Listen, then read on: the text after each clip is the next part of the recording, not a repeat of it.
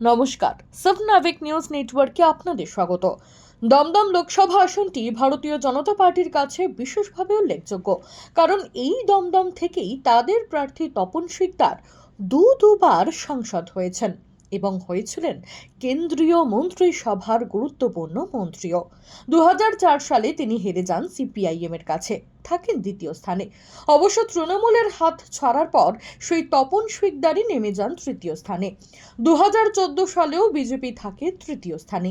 তারপর 2019-এর নির্বাচনে সিপিআইএমকে পেছনে ফেলে বিজেপি উঠে আসে তৃতীয় স্থানে। দমদমে বিজেপির ভোট বাড়ে 15.61%, আর 2024-এ বিজেপির দমদম দখলে মরিয়া চেষ্টা চালাচ্ছে ঘরের ছেলে শুলভদ্র দত্তকে সামনে রেখে।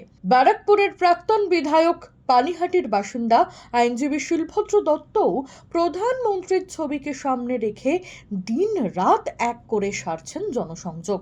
কারণ পোর খাওয়া রাজনীতিবিদ শুলভদ্র দত্ত জানেন তার লড়াইটা গত 3 বারের সাংসদ সৌগত রায় এবং সিপিএম এর দাপুটে নেতা সুজন চক্রবর্তীর সাথে, যেখানে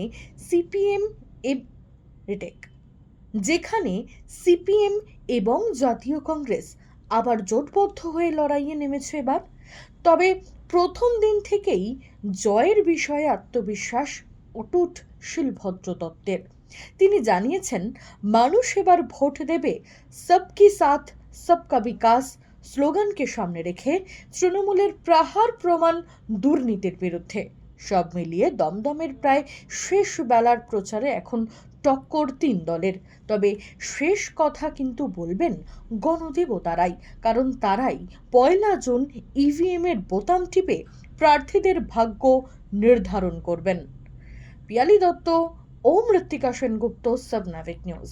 সমস্ত খবরের আপডেট জানতে লাইক করে সাবস্ক্রাইব করুন সাবনাভিক নিউজ। সেই সঙ্গে বেল বাটন প্রেস করতে ভুলবেন না। আপনাদের একটা সাবস্ক্রিপশন আমাদের জন্য অত্যন্ত মূল্যবান।